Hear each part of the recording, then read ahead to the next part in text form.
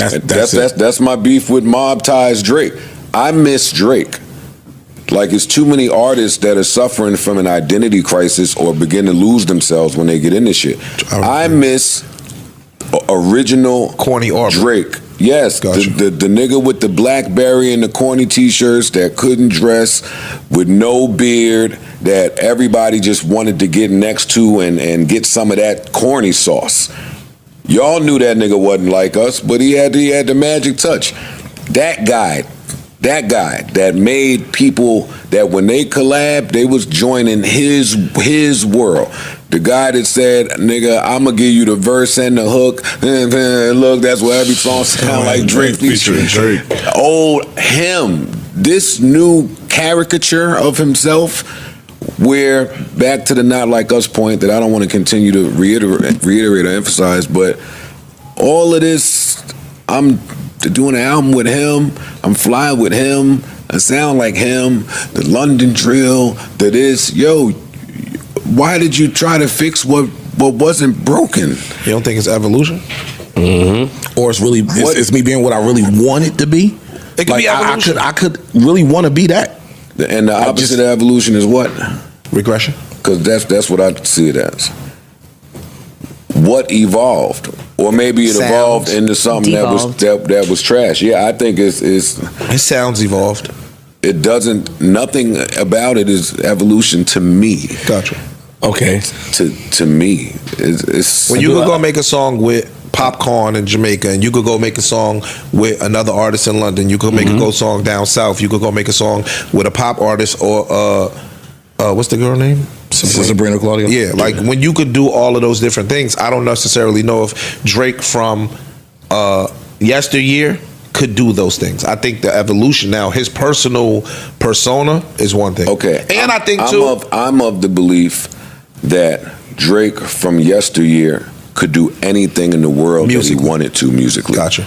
I wouldn't disagree with that. And to the evolution point of music becoming global, because I recognize that I wouldn't have my point if he were the one still dictating those sounds to increase us globally, like the NBA doing a deal with China.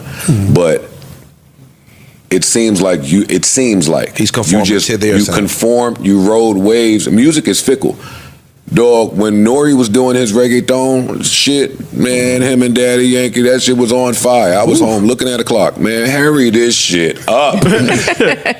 Dog, sometimes you have a record that's fire. I'm not speaking about Drake now because he's bigger than life. But for the rest of us, we can have a record and be holding it in the tuck, and in a year, the whole sound of music pass you by. be totally different. Like, music is a lot about timing. So he conveniently, and not just conveniently, because now in hindsight, I feel like he got word from the curb from his business partners of what the target is. Just like when I was in Spotify or wherever, and them niggas would say, yo, India. It's like, oh, got it. That's where the focus is. Gotcha. Yo, the population is this over there. So if we do that, we'll see a 10% increase. And they get back there and they start talking their shit. And if you are our streaming baby, and we working in alignment, you gonna get some then cool, dog, you gonna get some Punjabi to your shit. It's Barry Bonds, yo. Nothing could stop it. True. But now, if you're not dictating those things, right? Like if he could go in the studio right now and do a one dance, which everybody here, I'm sure, believe that he can still make a one dance. Of course. Why you not? I say yeah. Yeah. Huh? I always say why are you not? Why you not? Gotcha. Oh. Why wouldn't you? That goes back to the. Why won't you? That goes back to the concept of he's potentially holding all this material, which again I think is a mistake, but because the world changes too fast. Yeah, music changes too fast. So if you're holding on to all these great songs and great albums for when you get out of your contract, which you don't really have no definite date, that's a mistake. But not just that. Like when he, go ahead, you can finish. If the music is changing too fast, I think that it's a clever business move that he hops on each sound. Yeah, I'm not right. So that's what I'm saying. A lot of times, you know, when Joe says that I miss the old Drake, I want that Drake, but I think it's actually clever, and you stay relevant because a lot of artists, the sound becomes outdated. It's a trick, and we laugh at them. But that's a not trick. laugh like ha ha ha. But that's the even trick. if it's a clever one, Joe. It's a clever trick. It's just a risk. Wait, hold up. Yes and no. Okay, explain. Yes and no. Because it's still the program doing this. It's still the program. So Why is Drake not on a Bad Bunny song right now? Or why is Drake not on a Bruno Mars song right now, or an Adele song right now, or a Taylor Swift song right now, or any of them, the premium, Post Malone, whoever those premium, they're gonna keep you off. The label is. The label is. We're gonna ice you out. So now when you go try to do it, because he's done it, I came in here and was the only one in the world that liked that shit with him and the Spanish dude, or him and whoever that dude was, where I thought he got off in the verse. I played that shit up here.